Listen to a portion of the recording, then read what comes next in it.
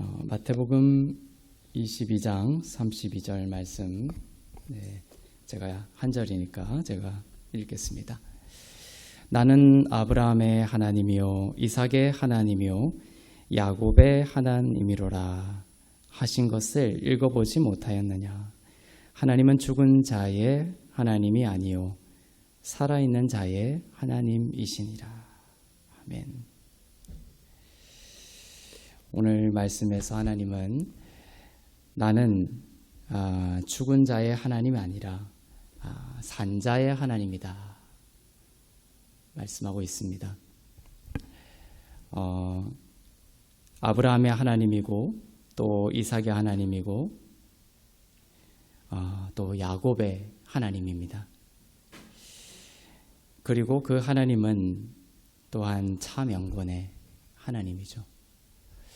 우리는 살아가면서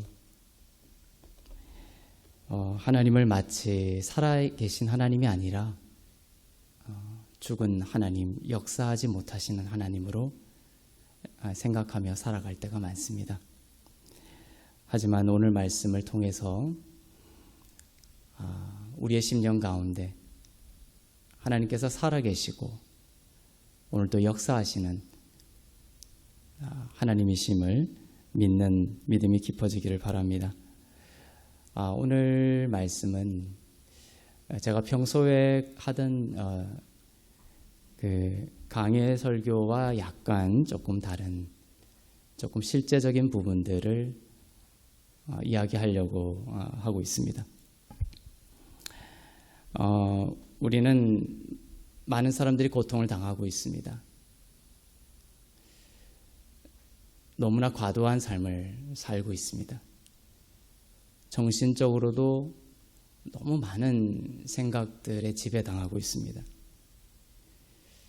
그리고 많은 일들로 고통당하고 있습니다. 수많은 사람들이 생각과 또 일들로 인해서 과도한 것으로 인해서 쉼을 얻지 못하고 고통을 당하고 있습니다. 이러한 고통 가운데 하나님께서 찾아오셔서 하나님을 만나고 그 고통을 내려놓고 참된 쉼과 안식을 누리기를 하나님이 원하고 계신다입니다. 하나님은 지금 하나님이시다. 지금의 하나님이시다. 예수님은 그렇게 말씀하셨습니다. I am. 나는 길이요 진리요 생명이다. 나는 부활이요 생명이다. 나는 생명의 떡이다. 주님이 그렇게 말씀하실 때 현재형을 쓰셨습니다. 과거형을 쓰지 않으셨습니다. I was가 아닙니다. 그리고 I will도 아닙니다. 예수님은 I am. 나는. 주님은 현재에 살아계시고 역사하시고 우리와 함께 하시는 주님이시다. 그리고 우리를 어디로 초청하시냐 하면 지금 여기로 초청하고 계십니다. 지금 이 자리에. 수많은 사람들이 현재를 살지 못하고 있습니다. 많은 사람들과 또 성도들과 이야기를 하다 보면 과거에 살고 있어요. 진정으로 현재를 살아가지 못하고 있습니다. 고통이 있는데 그 고통에서 달아나려고 합니다. 과거로 달아납니다. 과거에 대한 후회, 또 내가 그렇게 했었더라면 이러지 않았을 텐데, 그런 과거로 도망가려고 합니다. 내가 지금 이렇게 된 것은 과거에 이러한 일 때문에, 또 누구의 잘못 때문에, 내가 이러한 실수를 했기 때문에, 이러한 생각으로 현재의 쉼을 얻지 못하고 끝없이 과거에 묶여있는 그러한 우리들의 모습을 보게 됩니다. 예수님께서 나귀를 풀어서 데려오라고 하신 것처럼 묶여있는 우리를 예수님은 풀어주기를 원하십니다. 나귀를 타십니다. 예수님이. 현재적으로 우리가 묶여있는 모든 것에서 풀려나서 주님이 우리를 타신 것처럼 그것은 주님이 내 안에, 내가 주님 안에 있다라는 것입니다. 현재적으로 주님을 누리고 주님을 경험하고 현재를 주님과 함께 살아가는 것이 우리에게 필요합니다. 우리는 과거에 묶여있는 것뿐만 아니라 과거로 도망가려고 하는 것뿐만 아니라 또 미래로 도망가려고 합니다. 우리에게 있는 고통, 또 우리에게 있는 아픔을 현재적으로 주님과 만나지 못하고 주님 안에서 그것을 해결하지 못하고 또 미래로 도망가려고 합니다. 미래에 소망을 가지는 것은 참 좋습니다. 하지만 현재를 살지 못합니다. 내년에는 또 내후년에는 또 10년 뒤에는 행복하겠지, 잘 되겠지 생각하면서 현재를 살지 못합니다. 현재를 희생합니다. 그래서 과도한 일을 합니다. 가족을 돌보지 않고 가족과 대화하지 않고 또 자녀와 또 그 아름다운 시간을 현재적으로 누리지 못하고 끝없이 미래에 뭔가 잘 될 것이다 라고 생각하면서 미래로 도망갑니다. 그래서 제가 볼 때는 우리들의 고통의 해결의 어려움은 뭐냐면 우리가 실제적으로는 한 번도 현재를 살지 못한다. 우리의 삶을 살고 있지 못한다. 라는 것입니다. 우리는 너무나 달려가기에 바쁩니다. 아담이 저주를 받은 것은 땅을 경작하면서 땀을 흘리면서 열심히 경작하는 저주를 받았습니다. 우리의 정신과 또 우리의 그 무너진 영혼과 또 우리의 육체에 어떤 코드가 들어가 있냐면은 끊임없이 달려가려고 합니다. 쉬지를 못합니다. 복음은 안식이고 쉼입니다. 하나님께서 7째 날에 안식하셨다 말씀하십니다. 3번이나 말씀하십니다. 그런데 그 안식하셨다라는 말과 함께 등장하는 것이 뭐냐면 내가 끝냈다. 내가 모든 것을 이루었다. 하지만 우리의 심령 가운데 안식이 없습니다. 안식이 없는 이유는 주님이 나의 모든 삶의 필요를, 주님이 나의 삶의 모든 죄와 미래와 이 고통의 해결에 관한 모든 문제까지 하나님이 해결하셨다라는 그 믿음을 갖지 못하고 내가 다 끝냈으니 안식했다라고 하셨는데 우리는 주님이 끝내지 않으셨으니 내가 끝내기 위해서 열심히 달려가야 한다라는 첫사람 아담의 그 저주받은 구습, 옛 정신과 옛 영혼과 옛 그 몸에 길들여져 있는 습관대로 살아가는 것입니다. 오늘 분이엘 기도회와 같은 것, 또 주일에 일주일에 한 번 있는 예배와 같은 것, 또 내가 매일 시간을 정해서 주님과 큐티하는 것, 이런 것은 우리에게 생명을 주기 위한 하나님의 거룩한 장치인데 그것을 한마디로 말하면은 스탑입니다. 스탑. 멈추지 않으면 치유는 없습니다. 복음은 죄의 경향성으로 인하여 끝없이 우리가 뭔가를 하려고 하는, 우리가 이루려고 하는, 그래서 현재를 살아가지 못하는 우리에게 스탑을 명령하는 것입니다. 멈추라는 것입니다. 그래서 복음은 우리에게 스탑을 명령하고 멈추어 서서 예수 그리스도를 우리의 심령 가운데 초청하고 주님 안에서 참된 쉼과 안식을 누리도록 초청하십니다. 오늘 이 자리도 마찬가지입니다. 열심히 나의 힘으로 달려가고자 했던 걸음을 이 시간 멈추고 내가 아버지의 집에 도착했습니다.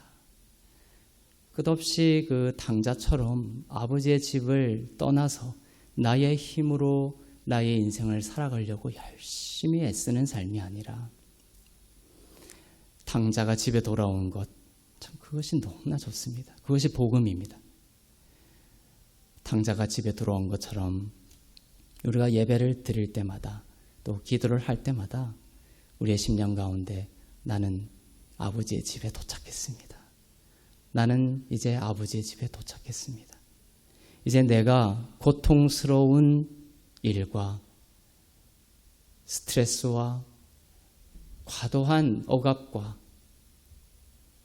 나를 학대하는 그런 모든 삶에서 떠나겠습니다. 이제 아버지의 집은 풍성하다고 했습니다. 종들조차도 먹을 것이 넘쳐나는 곳이라고 했습니다. 아버지의 집에 내가 왔음에도 불구하고 끝없이 수고하고 노력하고 땀을 흘려서 나의 인생을 나의 힘으로 살아가려고 했던 그 과도한 속도를 멈추겠습니다. 내 안에 평화가 없습니다. 제가 가장 슬픈 것은 뭐냐면 세상 사람들뿐만 아니라 많은 성도들의 심령 가운데 평화가 없습니다. 평안이 없습니다. 여러 문제들이 있고 고통이 있습니다. 그것을 하나님께서 치유하시기를 원하는데 그 치유의 첫걸음은 뭐냐면 우리의 영혼 가운데 평화를 주시는 것입니다. 로마서 5장 1절에 보면 우리가 믿음으로 말미암아 의롭다 하심을 입었으니 이제 우리가 하나님과 함께 평화를 누리고 있습니다. 평화로 시작합니다.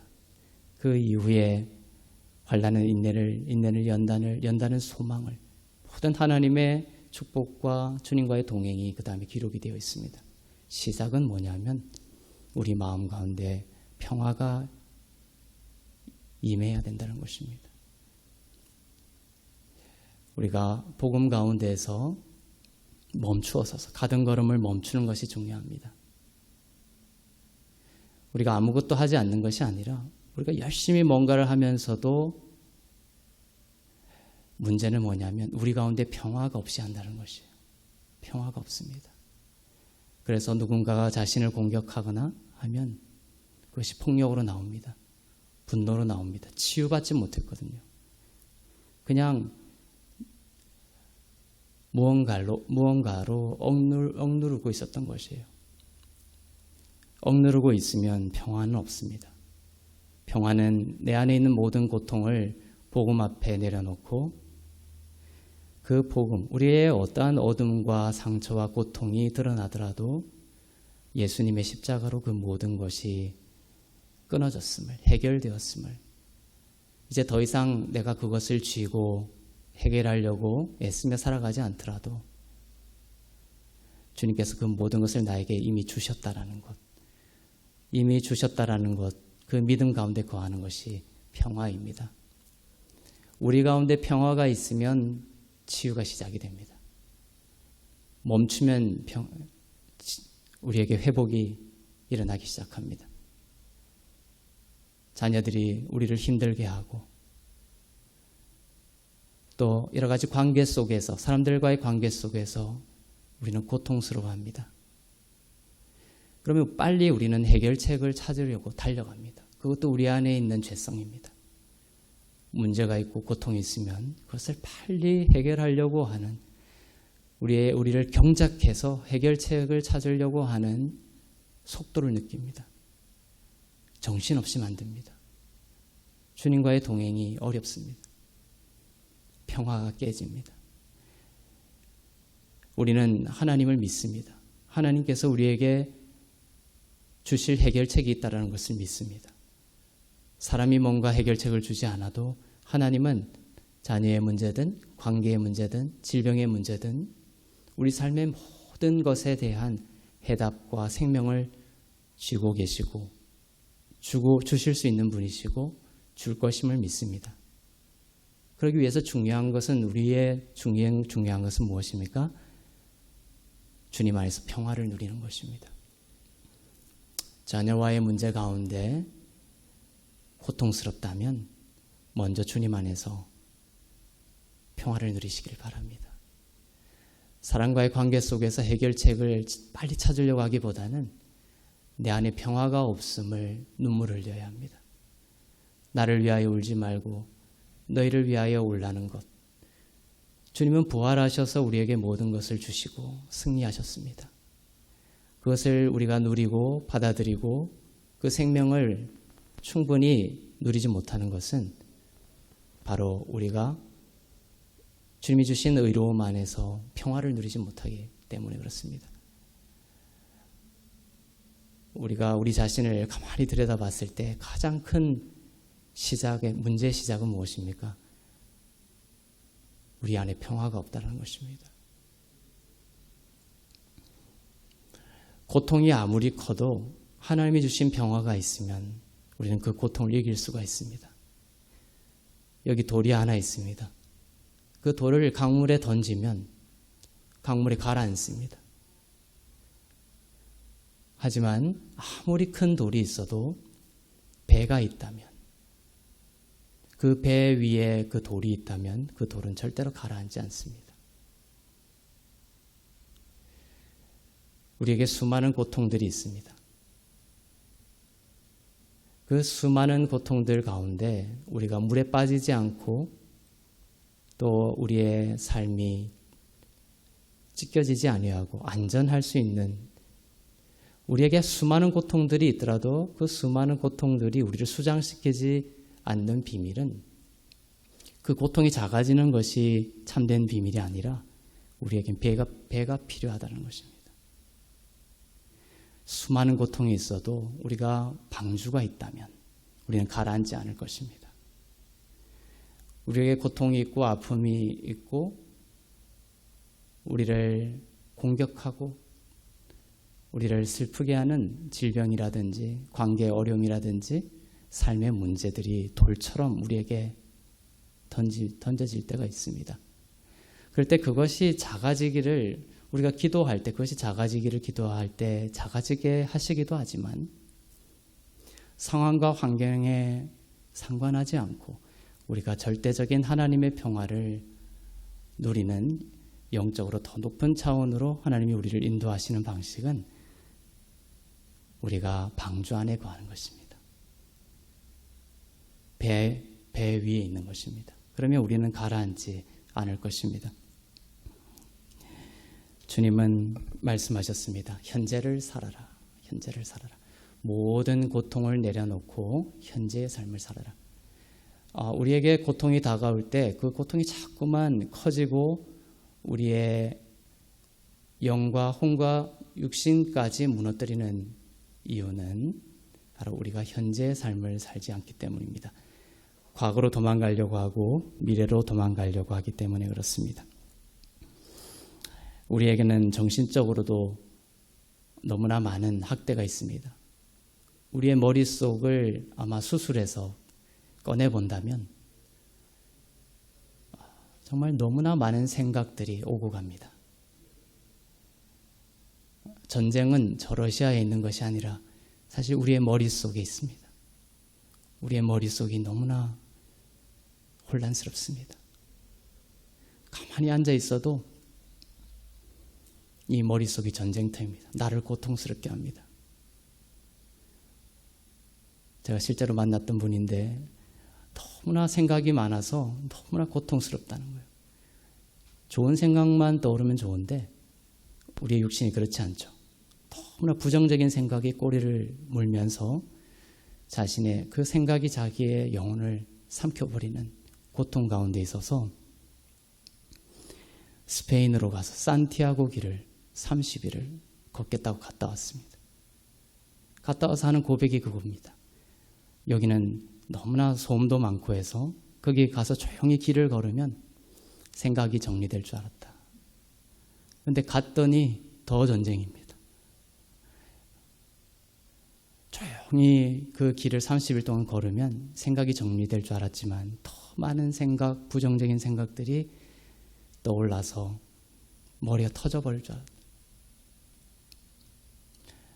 우리 안에 이러한 생각과 이러한 마음의 고통들을 다루는 영적인 훈련이 안 돼 있습니다. 예수님을 거듭나고 예수님을 믿고 우리에게 성령이 임하셔서 우리에게 참 많은 생명들을 주셨는데 우리가 그것을 누릴 수 있는 영적인 훈련적인 측면에서는 많이 부족한 것들이 있습니다. 그런데 성경을 이렇게 보다 보면 주님은 그러한 그 개론적인 큰 하나님의 생명을 주시는 부분에 대해서 말씀하신 것뿐만 아니라 또한 그것을 우리가 어떻게 받아먹고 실제적인 삶 속에서 하나님의 생명을 누릴 수 있는지, 어떻게 고통을 내려놓을 수 있는지를 발견할 수 있습니다. 부정적인 생각을 어떻게 처리할 수 있는지 성경에 있습니다. 우리가 어떻게 참된 안식을 누리고 평화를 누릴 수 있는지 성경에 말씀하고 있습니다. 아브라함 메슬로라는 사람이 있습니다. 심리학자인데 전 세계 어떤 심리학자가 되려면 이 아브라함 메슬로의 5단계 욕구 피라미드를 알아야 합니다. 기초입니다. 인간에게는 5가지 욕구가 있는데 가장 밑에는 생리적인 욕구가 있습니다.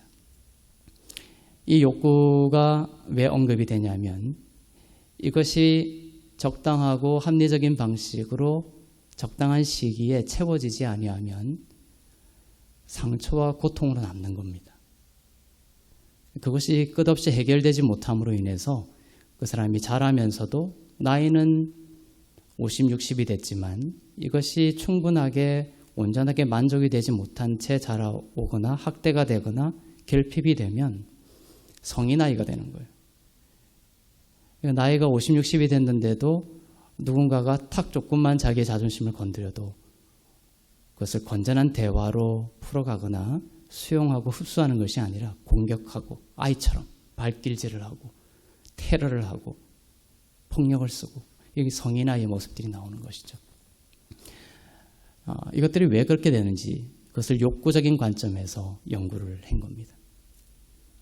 제일 기본적인 밑에 5단계, 1단계라고 할까요? 1단계의 욕구는 제일 밑에 욕구는 생리적인 욕구입니다. 의식주와 수면에 대한 욕구입니다. 잘 어릴 때 잘 먹지 못하고 또 잘 입지 못하고 또 충분히 자지 못하고 또 충분한 장소에서 집을 갖지 못한 이런 의식주의 문제와 또한 수면의 문제가 결핍이 되면 이것이 평생 그 사람에게 고통이 되고 상처가 됩니다. 그래서 한 사람에게 일어나는 그러한 역기능적인 고통들을 상담해 왔을 때 그 뿌리를 이렇게 얘기를 하면서 듣다 보면 이러한 그 5가지 욕구들이 다 걸리는 거예요. 예를 들면은 의식주, 생리적 욕구. 어릴 때 한 아이가 한 달에 한 번씩 이사를 갔다고 칩시다. 그러니까 끊임없이 이사를 가면서 이러한 충분한 그 의식주 중에 어떤 집에 대한 문제에 대한 고통이 생긴 거예요. 이것이 이제 불안 증세가 납니다. 또 충분히 먹지 못했거나 그러니까 탈북하신 이런 북에서 오신 분들에게는 충분한 의식주에 대한 해결 또 수면에 대한 욕구들이 충족이 되지 않았기 때문에 여기에 와서도 뭐 다른 욕구 때문이기도 하지만은 그런 것들에 대한 안전을 찾기 위해서 끝없이 일하는 거예요. 쉬지를 못합니다. 더 쉬지 못합니다. 이것들이 상처가 됩니다. 그 생리적 욕구 다음 단계, 두 번째 단계는 안전에 대한 욕구입니다. 안전받고 싶죠. 아까 집에 대한 이야기도 했지만 그런 끝없이 이사를 많이 간 아이 친구들은 마음에 불안한 마음들이 많아요. 그래서 빨리 집을 마련하고 싶은 그러한 삶의 목표를 갖는다거나 그런 식으로 삶을 해결해 가려고 하죠. 그 다음에 세 번째 단계는 소속감에 대한 욕구입니다. 소속감. 어디엔가 소속되어 있지 않음으로 인해서 우리는 고통을 당합니다. 우리는 왕따 이런 걸로 인해서 많은 친구들이 자살을 하죠. 누구에게도 소속되어 있지 않다라는 이 마음이 우리를 절망하고 고통을 줍니다. 학교에서 왕따를 당하더라도 집이 역기능적인 가정이 아니라 집에서 충분히 사랑을 받고 내가 아버지와 어머니의 사랑이라는 이 울타리 안에 소속이 되어 있다라는 그러한 충족이 되면 그래도 이길 수 있는 힘이 있습니다. 그리고 또 학교에서도 많은 친구들이 이 친구를 왕따하더라도 자기를 이해하고 수용할 수 있는 친구 한 사람만 있어도 자살하지 않습니다. 그렇지만 어디에도 소속되어 있지 못하다라는 이 소속감의 분리에 대한 이것이 이제 유기불안으로 옵니다. 끊임없이 내가 누군가 분리된다라는 이것이 조그마한 분리에도 우리가 상처를 받고 고통을 당하게 되죠. 이런 소속감에 대한 욕구들이 자라면서 충분히 우리에게 충족이 되어야 되는 부분들이 있습니다. 이것이 해결되지 않으면 이것이 고통으로 남고 상처로 남게 되는 것이죠. 그 다음에 네 번째 단계는 존중입니다. respect. 존중받고 싶고 그 다음에 인정받고 싶고 이러한 욕구들이 있습니다. 어릴 때 90점을 받아오고 95점을 받아오고 해도 아버지가 어머니가 끝없이 그건 100점 받을 때까지 열심히 하라고 칭찬하거나 격려한 적이 없고 끝없이 더 높은 기준을 요구하면서 인정받지 못한 친구들은 그것이 마음의 고통이 되고 상처가 됩니다. 관계에 어려움을 겪게 되죠. 그 다음에 매슬로우의 5단계 중에 가장 상위 욕구는 자아실현의 욕구입니다. 자아실현의 욕구. 삶의 의미를 찾고자 하는 욕구죠. 매슬로우는 이야기하기를 가장 하위 욕구가 채워지지 못하면 상위 욕구로 이전하지 못한다고 그래요. 그러니까 먹고 사는 문제가 해결되지 않은 상태에서 지금 어떤 애정의 문제, 또 관계의 문제, 삶의 자아실현의 문제를 생각하지 못합니다. 그렇지만 우리의 삶은 먹고 사는 문제가 다가 아니라 인생의 목적을 발견하고 서로 사랑하고 사랑받고 하는 건강한 관계로 나아가야 되는데 그것이 해결받지 못하고 있죠. 그래서 북한에서는 사랑이란 단어가 없습니다. 사랑이라는 단어가 있긴 하지만 수령에게만 씁니다. 탈북한 친구들에게 주님의 사랑을 전해도 이해하지를 못합니다. 그러니까 사랑이라는 단어를 아내에게, 사랑하는 여인에게 쓸 수가 그런 구조가 아니에요. 단어에 대한 정의 자체가 틀립니다.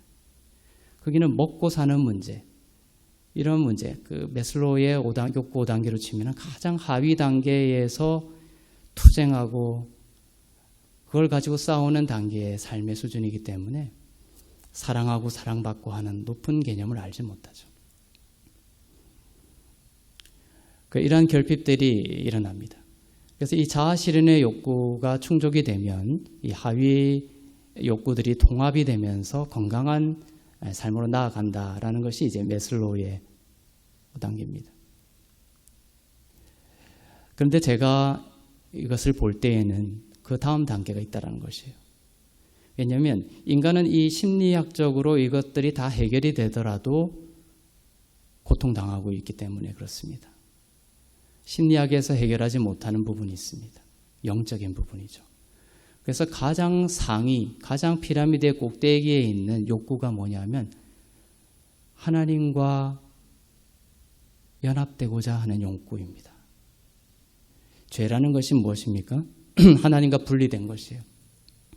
인생에서 의미를 찾고 나름대로 인생에서 어떤 자아실현을 하면서 살아가는 그러한 위대한 사람인 것처럼 보여도 가장 상위에 있는 것, 즉 우리의 깊은 내면에 우리의 모든 죄의 문제들이 흐르고 있거든요. 정죄감들이 흐르고 있습니다. 내가 인간에게서는 몰라도 하나님과 분리되어 있다라는 이 거대한 죄책감과 두려움과 슬픔이 흐르고 있습니다. 이것이 심리학에서는 절대로 해결할 수 없는 부분입니다. 그것은 하나님만이, 복음만이 해결해 줄 수 있습니다.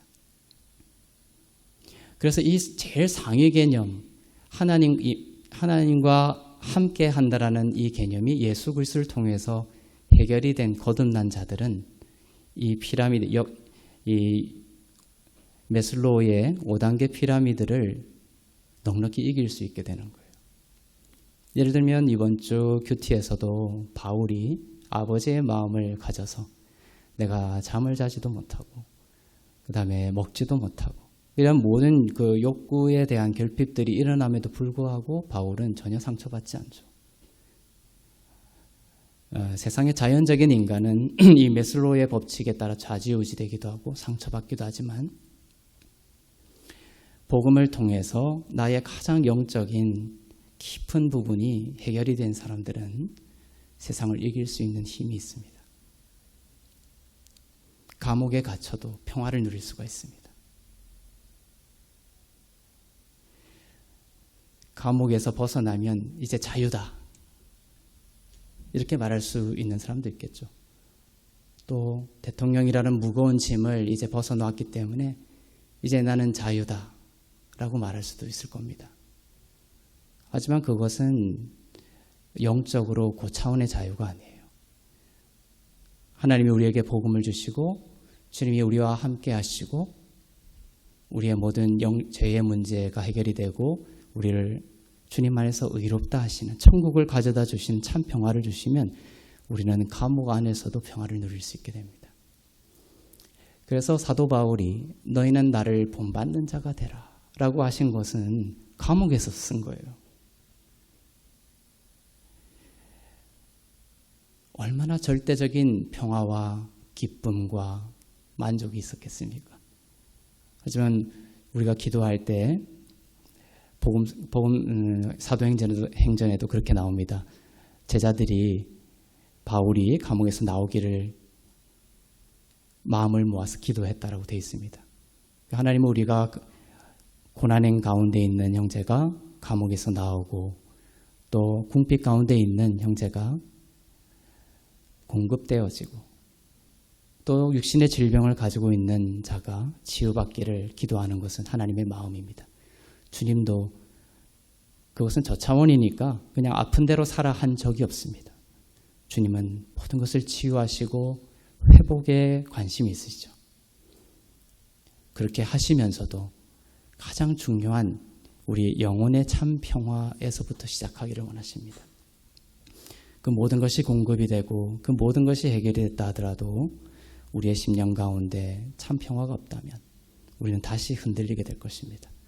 작은 시련과 또 작은 문제 가운데 또 무너지게 될 것입니다. 하지만 우리는 주님이 주시는 참 평화를 통해서 어떠한 것에도 흔들리지 않는 주님 안에서 참된 쉼을 얻는 그런 복음 안에서의 참 평화를 주님께서 주실 줄로 믿습니다. 그것이 우리를 세상 가운데 이기게 하는 모든 고통을 내려놓을 수 있게 하는 출발점이라고 주님은 말씀하십니다. 그래서 함께 하시는 예수님을 우리는 현재적으로 만나고 그래서 고통을 벗고 행복한 삶을 살기를 원하십니다. 평소 같으면 제가 여기서 딱 멈추는데 제가 이제 미국에서 Spiritual Formation이라는 과목이 있습니다. 유진 피터슨 이런 분들도 했었고 그 많은 영성신학자들이 우리 한국에 도입되기 전에 Spiritual Formation이라는 영성신학을 미국에 많이 증거를 했습니다. 그래서 그 탈보 신학교에서도 Spiritual Formation 과목이 있습니다. 영성신학 과목입니다. 네, 거기에는 우리가 종교개혁을 하면서 신학적인 말씀으로 돌아가자, 믿음으로 돌아가자, 예수께로 돌아가자 이런 그 5가지의 신조를 가톨릭이 거기에서 부패했거든요. 종교개혁을 이루었는데 좋은 것을 다 남겨두고 왔습니다.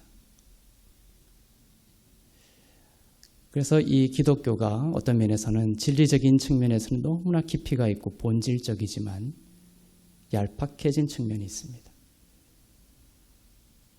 그것을 회복하고자 하는 운동입니다. 영성.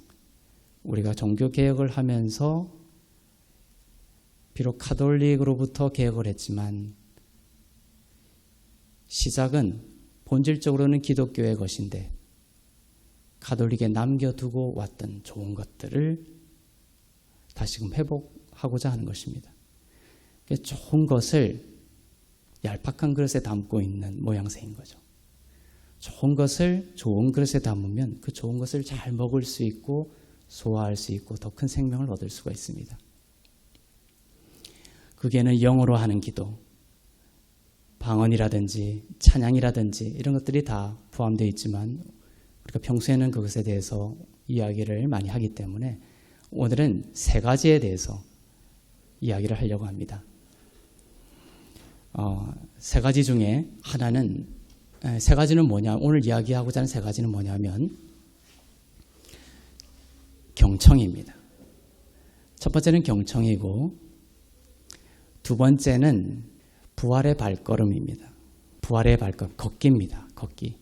그리고 세 번째는 생명의 호흡입니다. 생명의 호흡. 호흡법이라고 알려져 있죠. 생명의 호흡. 이 경청과 그 다음에 부활의 발걸음과 그 다음에 생명의 호흡을 저는 신학교 때부터 지금까지 꾸준히 해오고 있습니다. 이것이 어떤 다른 종교, 힌두교라든지 불교라든지 이런 많은 곳에서 어떤 유사한 것을 하고 있다는 이유로 우리가 그것을 이단시하고 버렸던 측면도 있습니다. 가톨릭이라고 해서 남겨두고 왔고 또 다른 종교에서 이러한 그 실천적인 부분들을 한다고 해서 또 버렸습니다. 그래서 기독교는 이 건강한 그릇을 가지고 있지 못한 진주 같은 보석만 남게 된 거예요. 그래서 제가 참 안타까움이 있습니다. 그래서 오늘은 이 세 가지를 이야기하고자 합니다. 이 세 가지는 저에게 참으로 큰 유익을 줬습니다. 하나님을 깊이 만나게 하고 성령의 음성을 듣게 하고 하나님의 지혜를 발견하게 하는 큰 유익이 있습니다. 그러면서도 우리에게 고통이 왔을 때 오랜 시간이 걸리지 않고 단번에 그 고통이 내려지는 놀라운 영적인 유익이 있습니다. 제가 이것을 이야기하고 싶어도 이것을 믿음으로 받고 영적인 훈련을 하지 못한 상황에서 이 말을 들으면 목사님이 왜 저런 말씀을 하시나 이렇게 얘기할까 봐 한 번도 얘기를 하지 않았던 거죠. 그렇지만 이제는 제 마음 가운데 나누고 함께 해도 좋겠다 이런 마음을 주십니다. 첫 번째는 경청입니다. 이것은 또 많은 사람들 가운데 이미 또 퍼져 있는 부분일 수도 있겠습니다. 멈추어 서서 누군가의 이야기를 경청함으로써 고통받고 있는 자의 고통이 씻겨집니다. 예를 들면 아내와 남편이 있는데 아내가 너무나 심각한 정신적인 또 육적인 고통 가운데 있어서 하소연을 합니다. 그런데 이것을 다른 걸로 해결할 수도 있겠지만은 남편이 아내를 앞에 앉혀놓고 깊은 이해와 연민과 사랑으로 그 아내의 이야기를 1시간 동안, 즉 1시간 동안 깊이 경청을 한번 해줘보세요. 그러면 아내의 그 고통이 사라집니다. 경청은 깊은 이해와 연민과 사랑으로 그 이야기를 들어주는 것은 우리를 치유하는 힘이 있습니다. 그런데 우리는 누군가가 이야기를 하면 빨리 해답을 찾아와 줘야 된다고 생각하죠. A에 대한 고통을 막 이야기를 합니다. 회사에서 겪었던 그 관계에 대한 어려움들을 막 이야기를 합니다. 그러면 남편이나 또 이야기를 듣는 사람은 빨리 그것을 해결하고 뭔가 문제에 대한 답을 주려고 합니다. 그렇게 해서 그것을 해결하려고 하죠. 그런데 뭔가를 해결할 수 있는 지혜도 생기지 않을 뿐만 아니라 그 사람의 고통은 제거되지 않습니다. 또 다른 문제가 왔을 때 그 사람은 또 흔들리고 같은 치유되지 않은 성인아이로서의 그 상태가 똑같이 발현되고 증폭됨으로써 더 큰 고난과 고통을 당하게 돼 있어요. 그런데 깊은 경청을 통해서 그 사람의 고통이 내려지는 치유의 경험들이 쌓이게 되면 그 사람은 그것이 영적인 힘이 되어서 나중에 같은 문제, 더 큰 문제가 와도 그것을 이길 수 있는 밝은 생각을 하고 그다음에 그것을 흡수하고 통과시켜 버릴 수 있는 힘이 생깁니다. 그래서 spiritual formation, 영성 수업에서 중요한 것이 경청입니다. 들어주는 것이 얼마나 힘든지 아시죠? 막 개입하고 싶습니다. 훈수 두는 게 얼마나 재밌는지 아시죠?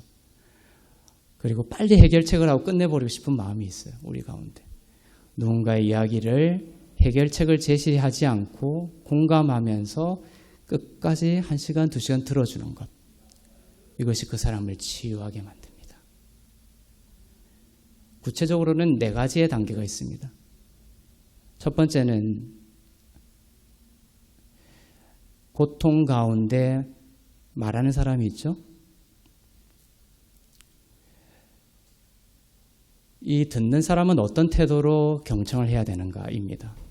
그것은 경청을 하면서 내가 당신과 함께 있다라는 느낌을 줘야 돼요. 아내가 아무리 이야기를 하고 남편이 옆에서 앉아 있어서 듣는 것 같지만 남편이 핸드폰을 하거나 TV를 보거나 그러면 아내는 어떤 느낌이 듭니까? 함께 있다는 느낌을 듣지 않죠. 치유가 일어나지 않습니다.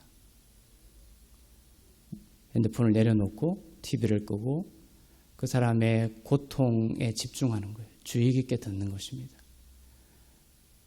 그러니까 어떤 면에서는 쉬울 수가 있어요. 해결책을 주지 않아도 되니까. 해결책은 주님이 주실 겁니다. 그 사람이 안정이 되고 평화를 누리고 고통이 내려지고 하면 우리에게는 그런 믿음이 있죠. 하나님이 그 평화 가운데 지혜를 주신다라는 거예요.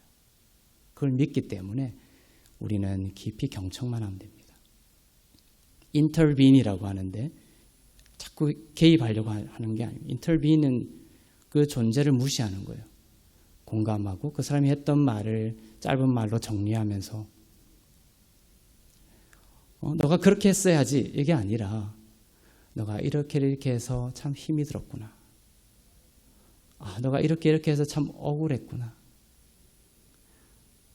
너가 이렇게 해서 참 많은 오해를 했구나. 너가 이렇게 참 수고를 많이 했구나. 공감을 하고 깊이 그 고통을 경청하는 거예요.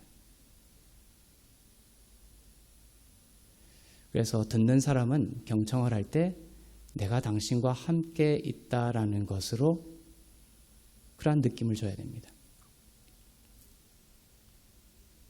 사랑은 함께 있는 것입니다. 사랑의 가장 위대한 태도는 함께 있는 거예요. 함께 있으면 치유가 일어납니다. 우리에게도 건강한 공동체가 필요한 이유가 그겁니다. 그래서 예수님이 오신다라고 탄생 때 말씀하시면서 예수님을 어떤 구원자라고 하십니까? 임마누엘, 우리와 함께 하시는 구원자가 오신다. 그는 다른 신과 다릅니다. 예수님은 멀리서 그냥 통치하시고 다스리시고 뭔가 기적과 표적만을 베푸시는 하나님이 아니라 가장 위대한 우리에게 치유를 주시고 생명을 주시는 놀라운 이유는 근거는 우리와 함께 하시는 임마누엘의 하나님이기 때문에 그렇습니다. 그래서 경청을 할 때 우리에게 가장 치유를 주는 경청은 뭐냐면 저 사람이 듣는 사람이 나와 지금 함께 하고 있구나. 분리되어 있지 않고 함께 하고 있구나. 이 느낌을 줘야 되는 거예요. 거기서부터 치유가 일어나기 시작합니다. 두 번째 경청하는 자의 자세는 뭐냐면 당신은 소중한 사람이라는 거예요. 경청을 들을 때에 비난하거나 판단하거나 평가하는 것이 아니라 고통 가운데 말하는 사람이 존중받고 있고 사랑받고 있고 소중한 사람이란, 듣고 있는 사람에게 이 고통 가운데 말하는 사람이 소중한 사람으로 받아들여지고 있구나라는 느낌을 줘야 되는 거예요. 우리가 누군가 고통 가운데 있는 사람과 말을 한 경험들이 있을 겁니다. 나는 어떻게 했을까? 또 다른 사람도 어떻게 하고 있을까? 한번 떠올려 보십시오. 고통 가운데 있는 사람과 함께 있는 느낌을 줘야 됩니다. 그리고 고통 가운데 말하는 사람이 내가 듣는 사람에게 소중한 사람으로 여겨지고 있구나, 받아들여지고 있구나. 국회에서 아무리 많은 논쟁과 지적인 토론을 해도 거기는 치유가 없죠. 이런 게 이루어지지 않습니다. 절대로. 거기는 희망이 없습니다. 복음 안에만 희망이 있습니다. 주님도 고통 가운데 있는 사마리아 여인과 함께 하셨어요. 모든 사람은 다 떠났죠. 이 여인은 왕따였습니다. 그래서 아무도 찾지 않는 정오의 우물가에 혼자 와서 고통 가운데 물을 깃고 있었습니다. 예수님이 그 여인과 함께 하시는 것으로 시작하셨어요. 그리고 그 여인을 존중하죠. 유대인은 절대로 말을 섞으면 안 됩니다.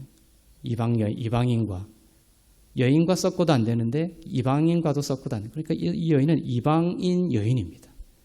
그런데 유대인 남자가 이방인 여인과 말을 섞고 있어요.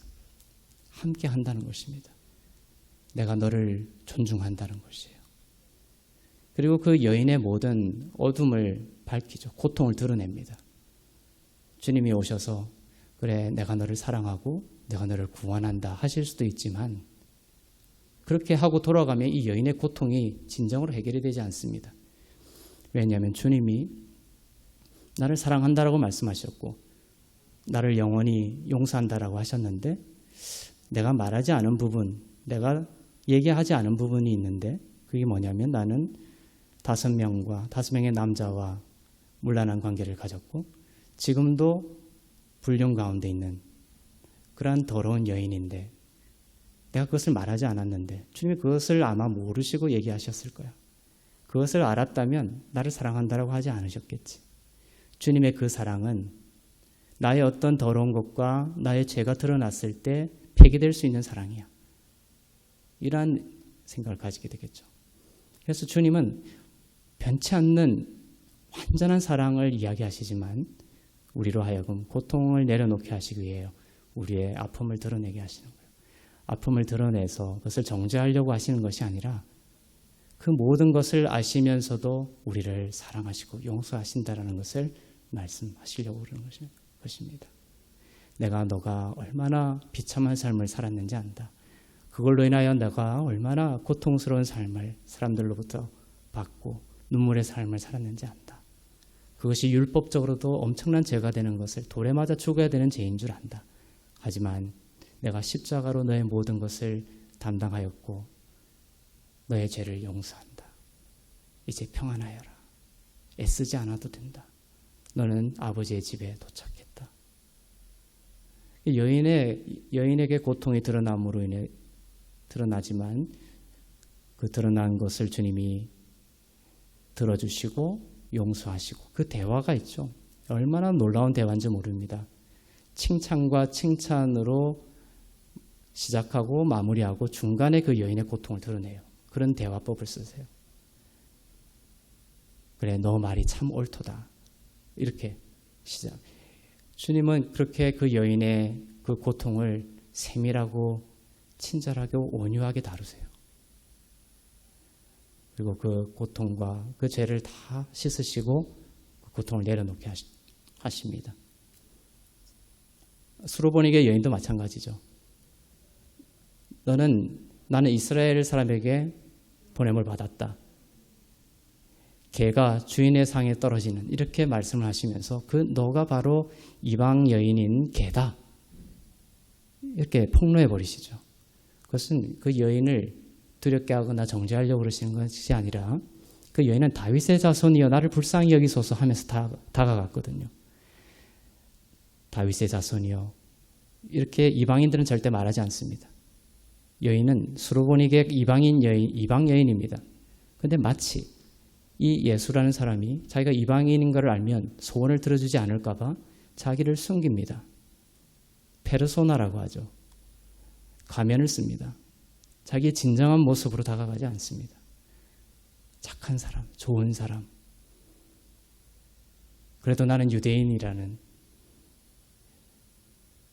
그러한 것을 가지고 가면을 가지고 주님 앞에 나갑니다. 주님이 그 여인을 사랑한다 얘기할 수도 있겠지만 또 그렇게 하면 그 여인은 돌아가서 어떻게 합니까? 내가 이방 여인인 줄 알았다면 주님은 그렇게 하지 않았을 텐데 또 혼란스러워지는 거예요. 그래서 주님은 수로보니게 여인이 개라는 것을 그 당시 정말 버림받은 진정한 자아를 드러내고 그 수로보니게 여인에게 용서를 주시고 치유를 주십니다. 회복을 주십니다. 사랑을 부어주십니다. 그래서 예수님이 주시는 그 사랑이 완전하고 우리의 어떠한 죄도 용서하시는 완전한 사랑이라는 것을 보여주심으로써 여인의 고통을 내려놓게 하시죠. 이처럼 경청하는 사람은 이 이야기를 고통 가운데 이야기하는 사람이 경청하는 자에게 나는 사랑받고 있구나. 나는 소중한 존재이구나. 라는 것을 느낄 수 있도록 이야기를 해야 합니다. 세 번째 경청자의 세 번째 태도는 뭐냐면은 나는 당신의 고통을 듣고 있습니다라는 거예요. 고통 가운데 이야기하는 사람이 계속 이야기를 합니다. 그런데 이야기를 할수록 이 고통 가운데 이야기를 하는 사람 마음 가운데 어떤 게 있게 되어야 하냐면 이 사람이 나의 고통을 듣고 이해하고 있구나라는 거예요. 그래서 이것이 네 가지라고 했지만 중요한 세 가지의 덕목입니다. 첫 번째는 함께 있다라는 느낌, 두 번째는 내가 존중받고 사랑받고 있다는 느낌, 세 번째는 이 사람이 나의 고통을 듣고 이해하고 있구나. 그러면 치유가 일어나기 시작합니다. 그런데 네 번째 단계는 경청자의 태도가 아니라 고통 가운데 있는 자의 태도예요. 아무도 주위에 지금 혼자 고통당하고 있습니다. 그때 이 고통당하는 사람은 어떻게 그 고통에서 벗어날 수 있는 시작을 할 수가 있습니까? 그것은 네 번째 단계예요. 그것은 뭐냐면 누군가를 찾아가서 믿음의 사람을 찾아가서 또한 건강한 영적인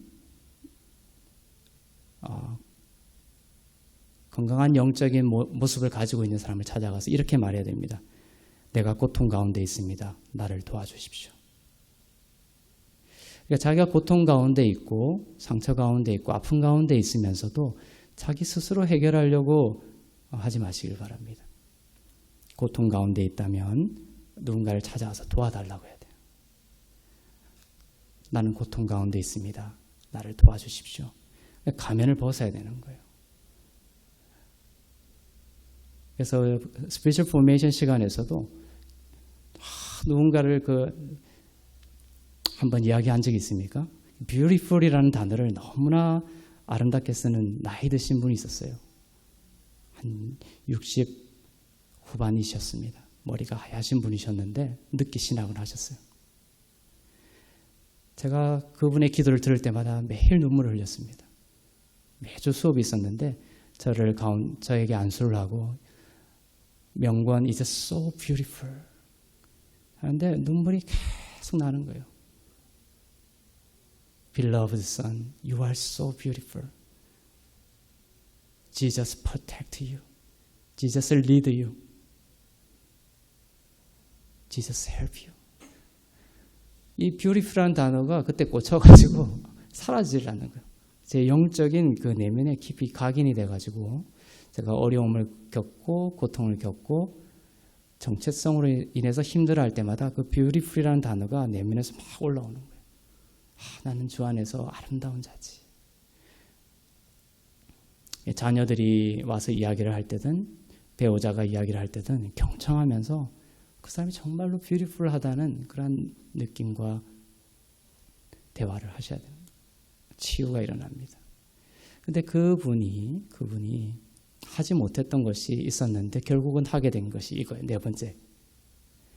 우리 학기가 이제 끝나갈 때쯤에 그렇게 누군가에게 beautiful하다고 축복하던 그 사람이 마지막으로 내가 할 말이 있다는 거예요.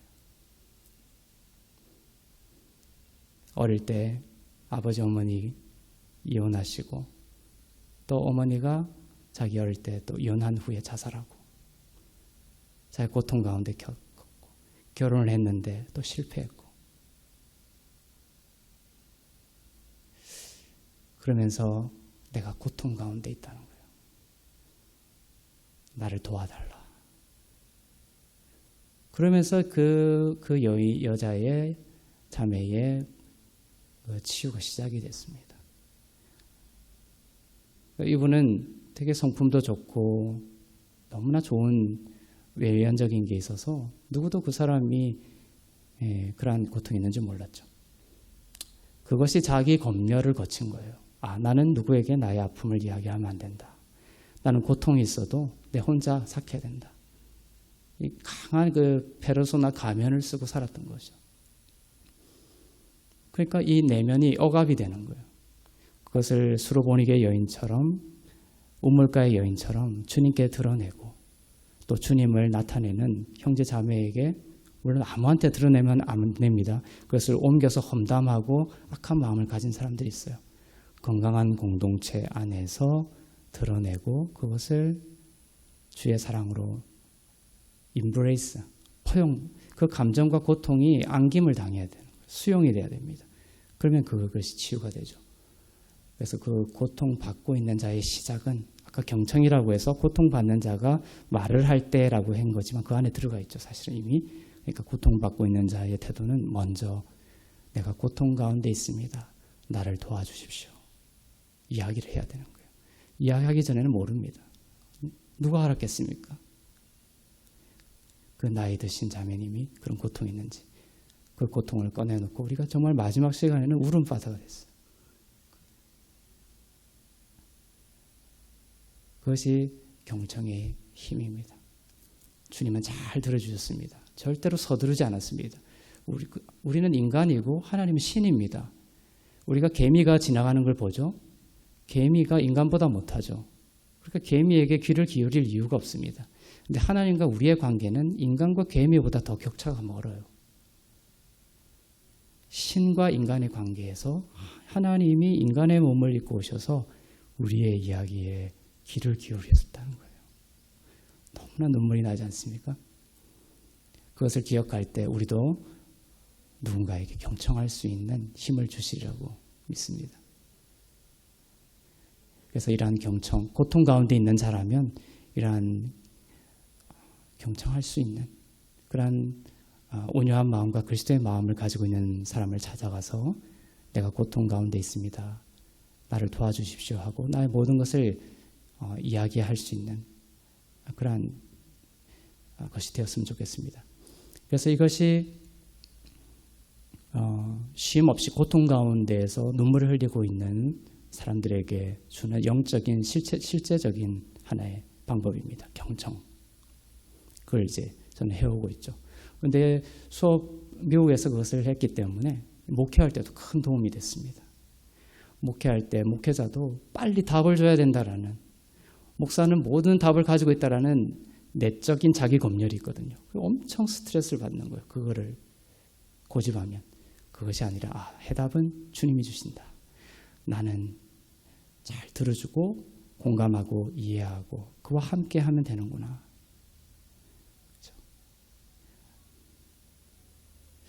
그렇죠? 그것이 우리에게 힘이 되었고 우리 교회 가운데서도 그런 잘 들어주는 경청 공동체가 되기를 축복합니다.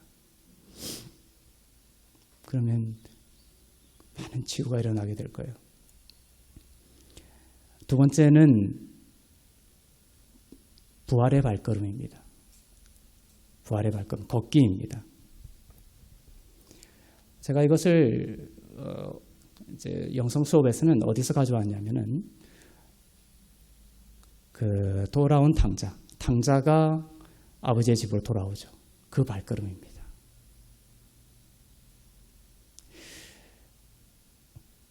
그래서 저는 이제 산책을 합니다. 근데 산책이라는 말로 다 표현하지 못해요.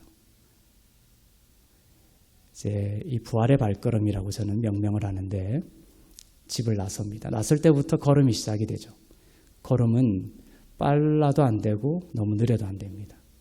사물을 포착할 수 있는 속도로 사물을 포착할 수 있는 속도, 느림의 속도로 걷습니다. 거니는 것이죠. 창세기에서도 하나님께서 동산을 거니셨다라고 되어 있습니다. 잘 걸으면 치유가 일어납니다. 근데 우리는 너무나 빨리 걷죠. 유튜브 같은 데서 봐도 빨리 파워워킹을 해야 건강해진대요. 그래가지고 물론 건강에 어떤 효과는 있을지 모르겠습니다. 하지만 성경적으로 영적으로 우리의 영적인 힘을 에너지를 주는 것은 이 부활의 발걸음입니다. 주님의 속도에 맞추는 거예요. 주님이 빠른 속도로 갔다면 나무 위에 있는 삭개를 보지 못했겠죠. 주님은 천천히 걸으시면서 이 펼쳐져 있는 모든 주신 것들이 하나님의 축복임을 인지하면서 걸으셨던 거예요. 그러니까 제가 산책을 하면서 나갈 때부터 이 부활의 발걸음이 시작이 됩니다. 그래서 뭔가 목적을 가지고 어떤 목적지를 향해서 가는 것이 아니라 한 발 한 발 내디디면서 주변에 있는 모든 것을 인식합니다. 무엇으로 인식하냐면 하나님이 주신 현재의 나에게 펼쳐주신 천국으로 인식합니다. 아름다운 꽃이 발견이 됩니다. 얼마 전에도 라일락 향기가 얼마나 아름다운지 몰라요. 근데 그 라일락은 지옥에 속한 것일까요? 천국에 속한 것일까요? 천국에 속한 것이겠죠. 우리에게 천국을 맛볼 수 있도록 하나님이 우리에게 펼쳐주신 천국의 실제 중에 하나예요. 걸으면서 그러한 꽃을 만나서 향기를 맡고 머물고 그 꽃을 만지고 그다음에 쳐다보고 시간을 보내고 그러면 무엇을 하는 겁니까? 천국의 자락을 만지는 거예요. 천국의 자락을 만지면 내 안에 치유가 일어납니다. 어거스틴은 그렇게 말했습니다. 인간은 하나님의 품 안에 안식하기 전에는 결코 안식할 수 없다고 했습니다. 이 예배, 이 기도, 우리가 말씀을 볼 때 우리에게 치유가 일어나는 이유는 땅의 것을 만지는 것이 아니라 하늘의 것을 터치하기 때문에 치유가 흘러오는 거거든요. 그것처럼 제가 부활의 발걸음을 할 때도 걸음걸음 내디디면서 한 걸음 내디딜 때 그리스도와 함께 내가 죽었습니다. 또 한 걸음 내디딜 때 내가 그리스도와 함께 부활했습니다. 그래서 부활의 발걸음이에요. 그리고 이렇게 고백합니다. 내가 아버지의 집에 왔습니다. 걸으면서 이런 게 내가 아버지 집에 왔습니다. 부활 탕자처럼 돌아온 아버지 집에 돌아온 탕자처럼 아파트를 한 바퀴 쭉 돌면서 이렇게 계속 고백하면서 걸어요. 내가 도착했습니다. 내가 열심히 애쓰면서 살겠습니다가 아니라 내가 이제 아버지 집에 도착했습니다. 주님께서 다 이루셨습니다. 내가 이제 안식합니다. 주님의 집에 도착했다는 것은 하나님의 나라가 이미 우리에게 온 것이에요. 치유가 이미 내게 온 것입니다. 우리가 치유를 위해서 기도하지만 그 치유가 일어나는 시점은 언제냐면 치유를 위해서 막 기도하다가 어느 순간 평화가 임하면서 내 안에 치유가 내 안에 이미 왔구나를 깨닫는 시점이 와요. 아버지의 집에 도착한 영적인 인사이트를 줄 때가 있습니다. 그때부터 치유가 일어나기 시작하는 거예요. 그런 거죠. 그래서 부활의 발걸음으로 내가 아버지의 집에 도착했습니다. 내가 도착했습니다 하면서 하나님이 주신 모든 것들을 누리면서 걷습니다. 우리가 빨리 달려가고 과거로 도망가고 미래로 도망가는 우리의 정신과 몸을 어디다가 모으는 거냐면 현재에다가 모으는 거예요. 그게 부활의 발걸음은 그러한 사물을 포착할 수 있는 정도의 느림의 속도로 걸으면서 현재를 살고 있지 못하는 나의 모든 삶의 리듬을 현재로 수렴시키는 것입니다. 현재를 사는 거예요. 아까도 말했습니다. 우리가 현재를 바르게 살면 치유가 일어납니다. 그런 거예요. 아까도 경청 이야기도 했지만 끊임없이 누군가 얘기하면 딴 생각하고 누군가 또 얘기하면 딴 생각하고 그러니까 한 번도 우리는 살지를 못하는 거예요. 존재하지만 삶을 살지는 않는 거예요. 그러면 60년을 살았다고 하면 70년을 살았다고 하면 70년을 산 것이 아니라 살지 않은 겁니다. 왜냐하면 한 번도 현재를 살아보지 않았기 때문에. 그렇죠? 그래서 이 부활의 발걸음을 하면서 내가 정말 진정으로 살아있는 부활한 자로서 살아있는 그러한 천국을 누리게 됩니다. 그러면서 내 마음에 평화가 옵니다. 진짜 평화가 옵니다. 새들이 들려오고 천국의 자락을 만지게 되죠. 그래서 저도 우리 성도들이랑 이렇게 그런 부활의 발걸음을 이제 함께 하는 시간도 가지면 좋겠어요. 천천히 같이 걷는 거죠. 침묵 속에서 어떤 경우에는. 그래서 저도 해봤지만 스피치 포메이션에서 해봤지만 처음에는 그게 어색하더라도 함께 그 공동체의 힘이 있거든요. 함께 무리를 지어서 이 부활의 발걸음을 내디디면서 이렇게 걷다 보면 어느 순간 가슴이 뜨거워지고 눈물이 흐르고 왜냐하면 이제 하나님의 나라가 내 안에 이제 막 뜨거워지기 시작하는 거예요. 그 외부적으로 이렇게 봤을 때는 걷는데 왜 저렇지? 이렇지 않지만 우리가 어떤 그러한 믿음으로 부활의 발걸음의 믿음으로 그렇게 걸을 때 놀라운 치유가 우리에게 일어나기 시작합니다. 세 번째는 생명의 호흡입니다. 마지막으로 생명의 호흡. 이 호흡법은 지금도 천주교에서 하고 있어요. 천주교의 교리는 우리가 개혁하고 나왔지만 놔두고 온 게 바로 이 호흡이에요. 호흡. 그 들숨과 날숨을 그 호흡법을 아직도 이제 가지고 있습니다. 우리도 큰 고통과 스트레스 가운데 있는 사람들이 어떤 걸 겪습니까? 과호흡을 겪죠. 이 숨이 할딱할딱 넘어갑니다. 그러면서 이 고통이 그 사람을 잠식해버립니다. 그럴 때 우리가 봉지 같은 걸 주면서 호흡을 조절해 줍니다. 그럼 그 사람의 정신이 가라앉고 판단이 가라앉으면서 이성을 회복하게 됩니다. 이 호흡법이 상당히 중요한 측면이 있습니다. 그래서 예전에 이것은 관상기도하고는 틀린 겁니다. 근데 실제로는 제가 볼 땐 주님도 분명히 하셨을 것이다. 왜냐하면 주님이 우리에게 호흡을 주셨거든요. 우리를 만드실 때 우리에게 우리에게 호흡을 불어넣어 주셔서 우리를 살리셨습니다. 생명이 되게 하셨습니다. 그리고 사람의 생명은 무엇에 있다? 호흡에 있다고 하셨습니다. 이 호흡은 상당히 중요하고 우리가 그것을 주의 깊게 관찰하면서 이 호흡을 한다면 이 생명이 살아서 우리의 모든 영적인 것, 혼적인 것, 육적인 것까지 다스리게 되는 힘이 있죠. 한 어머니가 아기를 가지고 출생을 할 때에도 무엇이 있습니까? 산모 호흡법이 있죠. 그 고통이 이 호흡을 통해서 진정이 됩니다. 총을 쏠 때도 심지어 호흡법이 있어요. 그런데 우리의 복음 안에 이 호흡이 사라졌습니다. 근데 이 호흡을 정말 잘 하면은 평화가 오는 거예요. 근데 첫 번째 단계는 이 호흡을 할 때 호흡을 관찰하는 것입니다. 들숨과 날숨. 그러니까 숨을 내어 쉴 때 내가 숨을 내어 쉬는구나. 그리고 숨을 들이쉴 때 내가 숨을 들이쉬는구나. 다른 생각을 하지 않고 첫 번째 단계는 호흡 자체에 집중하는 겁니다. 이것이 왜 중요하냐면 여러분들도 한번 해보십시오. 이것이 엄청난 파워가 있습니다. 뭐 어떤 파워가 있냐면은 내 안에 그 머릿속이 전쟁터라고 했죠. 러시아가 전쟁터가 아니라 내 안에 수많은 생각들이 오고 가고 부정적인 것들로 나를 잠식하려 합니다.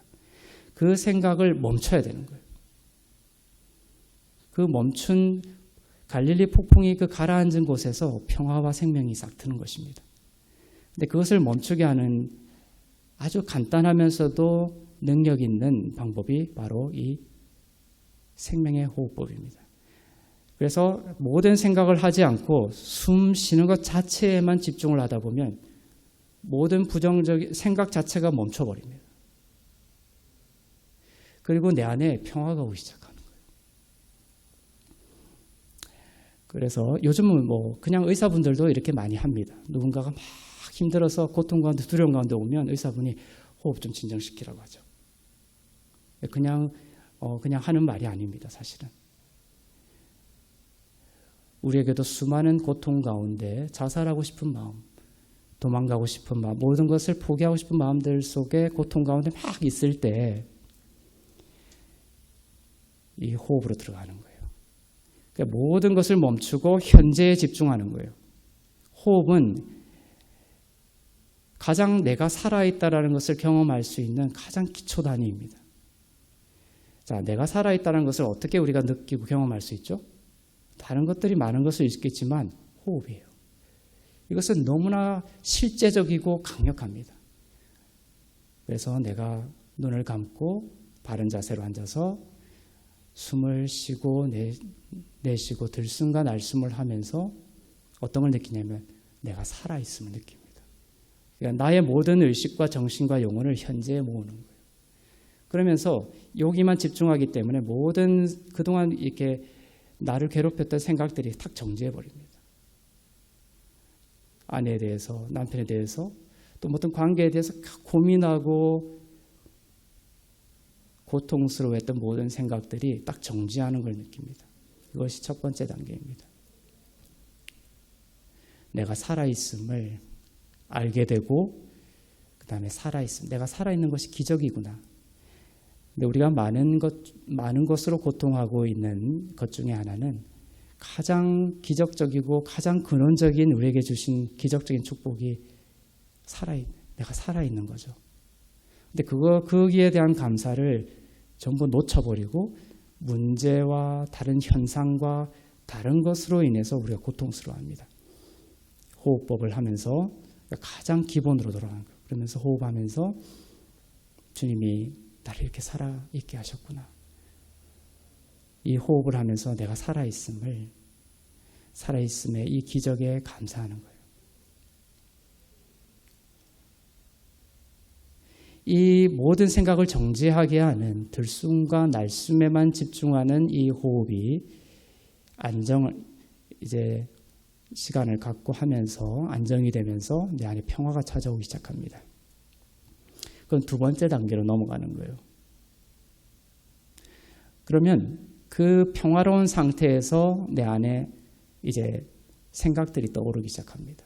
감정과 경험들이 막 떠오르기 시작합니다. 이제 평화된 상태에서요. 그것이 행복한 생각이고 행복한 감정이면 인조이하면 돼요. 즐거워하면 됩니다. 그런데 고통스러운 생각, 부정적인 생각들이 있어요. 그런 것들이 떠오르면 어떻게 해야 되냐 하면은 첫 번째는 recognizing이에요. 인지하는 거예요. 근데 이것도 되게 힘듭니다. 사실은 많은 사람들이 힘들어합니다. 인지하는 것 자체가 치유의 시작인데도 그걸 안 해요. 그러니까 예를 들면 내가 그런 상태에서 그 있었던 화가 다시 이제 누가 나를 화나게 했습니다. 그럼 화가 다시금 내 안에 떠오르죠. 그러면 인지하는 거예요. 막 내가 화가 났어 하면서 그 화에 끌려가는 것이 아니라 내가 지금 화가 나 있구나. 이렇게 인지하는 거예요. recognize. 그것을 규정하는 거예요. 근데 그렇게 인지하고 규정하는 것으로도 치유를 받는 사람들이 있어요. 그걸 규정하는 제3자가 있죠. 화난 내가 있고 그것을 규정하는 어떤 제3자가 있죠. 특이합니다. 네. 저는 그것을 이제 우리 거듭난 자들은 새롭게 거듭난 새 피조물의 자아라고, 새 자아라고 믿습니다. 내 안에 화가 났구나 이렇게 인지하는 겁니다. 그래서 이제는 슬픔이 있거나 화가 나거나 고통이 있거나 하면 아까처럼 숨에 집중해서 평화를 누린 상태에서 그 화를 인지하세요. 아, 너가 화가 났구나. 객관화시키는 것이죠. 객관화되지 않고 그 화 속에 들어가서 끌려가면 누군가를 죽이고 맙니다. 끌려가지 않고 분리시키고 인지하면 그때부터 치유가 일어나고 그 화가 힘을 잃기 시작하는 거예요. 그 화 자체가 무력해지기 시작합니다. 이 세 가지 다 제가 지금도 하고 있는 거예요. 두 번째는 인지하는 단계, 그 다음에는 embracing 단계예요. 화가 났구나. 그 다음에는 그 화를 안아주는 거예요. 부모처럼. 너가 화가 났구나. 너가 그래서 고통스러워했구나. 우리는 막 피가 난동하는 전쟁을 치르는 게 아닙니다. 품어주는 거예요. 죽음이 생명에게 삼킨 바 됐느니라 하죠. 복음에서. 그러니까 그게 embracing이에요. 생명으로서 그 부정적인 죽음과 화를 안아주는 거예요. 참 그렇게 힘들었구나. 화가 났구나. 안아주는 것입니다. 그럼 화가 막 폭력과 원심력을 가지고 폭발하려고 했던 화가 이제 진정이 되기 시작합니다. 세 번째 단계는 심리학에서도 벌써 이걸 하고 있더라고요. 첫 번째는 인식이고 두 번째는 애도라고 합니다. 그걸 애도라고 표현합니다. 애도, embracing을. 그래서 충분히 그 감정을 애도하는 거죠. embracing 합니다. 공감하는 겁니다. 그 다음에 세 번째 단계는 떠나보냄이에요. 떠나보냄. 그 화, 그리고 호흡법을 하다 보면 그 화뿐만 아니라 그 화를 내게 한 원인까지 다 이제 올라오거든요. 그러면 embracing 한 뒤에 그것이 그리스도 예수 안에서 끊어졌다라는 것을 선포해야 되는 거예요. 어릴 때 아버지가 밤마다 나를 때려가지고 밤마다 술을 먹고 들어와서 나를 때려가지고 그것이 나한테 부정적인 습관이 됐고 아내가 나의 자존심을 건드리는 바람에 내가 아내를 때려버렸어요. 아까 호흡법을 통해서 이렇게 안정이 되다 보면 그것이 막 떠오르면서 내가 화가 났구나. 그리고 그 화의 원인이 어릴 때 내가 아버지로부터 학대받았던 그것이 한 번도 처리되지 못하고 지금까지 나에게 영향을 주었구나. 그것까지 인지하는 거죠. 그리고 이제 예수 그리스도께로 그걸 가져가서 내가 그 모든 화와 공포와 두려움으로부터 십자가 예수 그리스도의 보혈로 끊어졌다는 것을 인정하는 거예요. 그래서 로마서 6장 11절에 보면 너가 예수 그리스도의 몸으로 죄에 대해서는 죽고 이제 하나님께 대하여는 산자로 여기라고 돼 있죠. 죄에 대해서는 어떻게 됐다고요? 죽고 이제 거기에 대해서는 내가 죽은 거예요.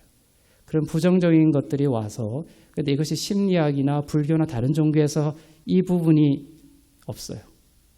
근데 이거 생명의 호흡법은 그 모든 것이 올라왔을 때 십자가로 가져가서 그 모든 것이 십자가로 끊어졌고 해결이 되었고 이제 그것이 나의 인생에 더 이상 부정적으로 영향을 주지 못하는 것이라는 것을 인정하는 거예요.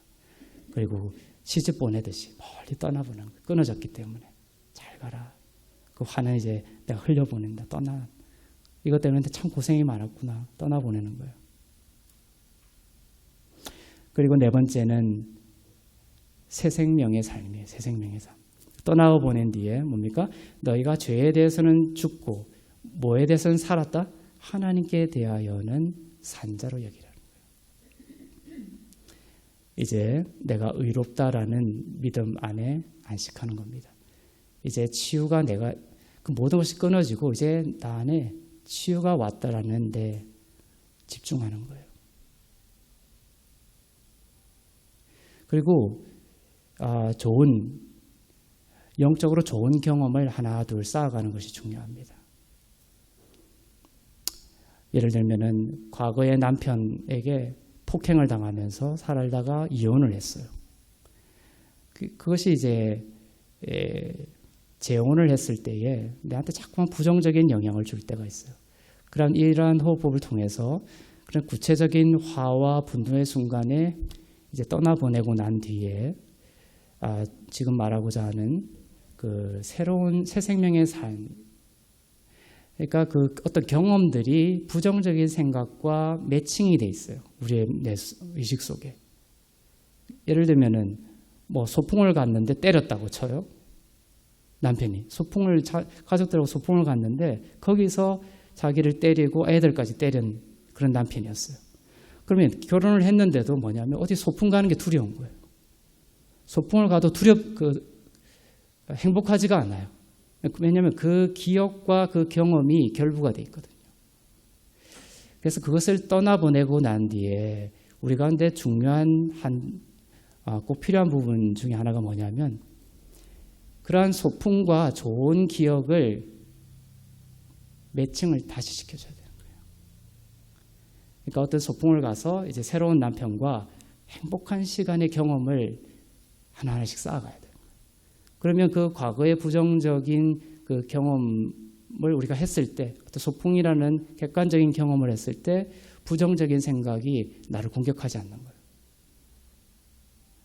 그것이 이제 하나하나 좋은 경험, 행복한 경험, 긍정적인 그러한 경험들을 하나하나씩 만들어가면서 내 안에 건강한 생각들이 내 안에 자랄 수 있고 그 씨앗이 자랄 수 있도록 그러한 경험들을 쌓아가면서 내 안에 부정적인 씨는 사멸해가고 떠나보내게 되고 긍정적이고 희망적이고 밝은 것들이 내 안에 솟아오르게 되는 거예요. 그러면서 내 삶을 더욱더 밝게 보고 희망적으로 보게 되는 것입니다. 이러한 단계가 우리에게 있다는 것이죠. 이것이 이제 세 가지입니다. 제가 이걸 하나하나 다 얘기하면 시간이 너무 많이 걸리기 때문에 오늘도 너무 많이 얘기를 했네요. 그래서 이 경청과 그 다음에 부활의 발걸음과 이 생명의 호흡, 이 생명의 호흡을 제가 우리 교회에서 처음으로 이야기를 했습니다. 이제 여러분이 잘 수용할 수 있는 그런 영적인 상태라는 믿음도 있을 뿐만 아니라 제가 실제적으로 하면서 큰 영적인 유익과 지혜를 얻고 있는 것이기 때문에 여러분들도 유익을 얻기를 바라는 마음 때문에 그렇습니다. 도움이 되셨습니까? 네. 그래서 이것 말고도 우리가 또 뭐 찬송을 한다거나 또 방언의 능력도 있고 기독교에 너무 좋은 것들이 많아요. 그런 것들을 우리가 또 늘 하기 때문에 그렇지만 오늘 평소에 얘기 안 했지만 중요한 파워풀한 예를 들면 아까 고통이 올 때 딱 호흡으로 가가지고 생각을 정지시켜버리는 것은 너무나 파워풀하거든요. 이 수건이 별로 무겁지 않죠. 근데 이것을 3시간 들고 있으면 엄청 무거워요.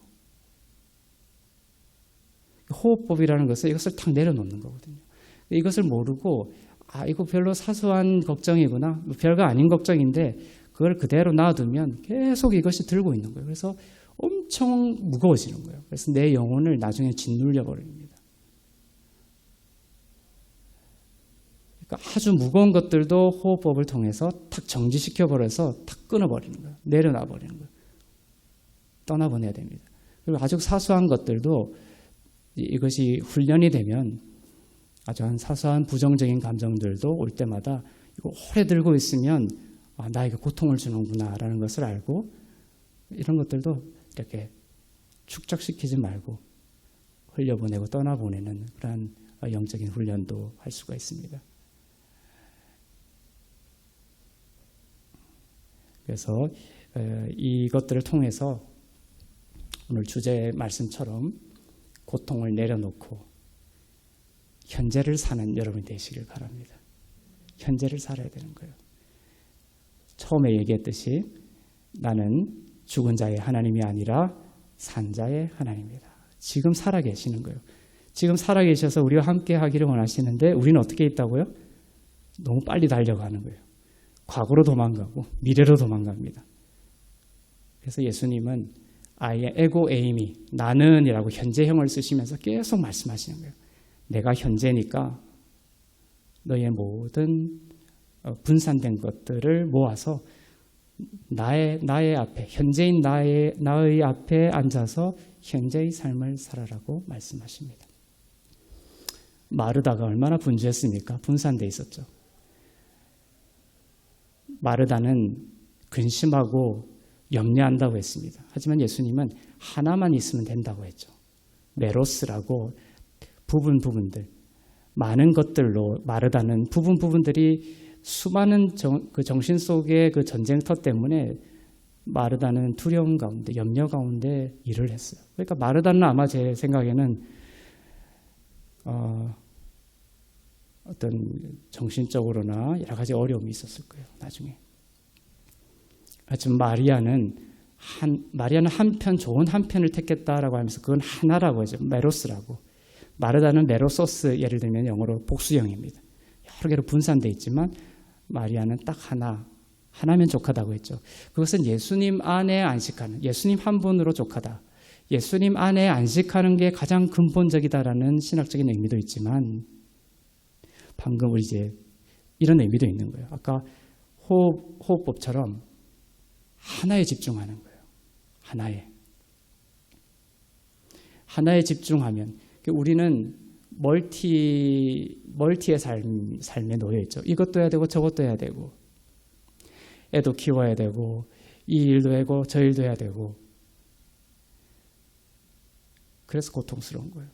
그러니까 하나님이 주시는 치유의 방식은 뭐냐면 한 번에 하나씩 하는 거예요. 하나면 족하다. 주님 앞에 앉아서 호흡법을 하면서 안식 가운데 하나씩 현재의 삶을 마음을 다하여 살아가는 것입니다. 그렇게 하나하나 현재의 삶을 살게 되면 모든 것들을 다 처리할 수 있는 평강과 평화와 안식으로부터 흘러나오는 능력과 지혜가 성령을 통하여 여러분 가운데 충만히 임하게 될 것입니다.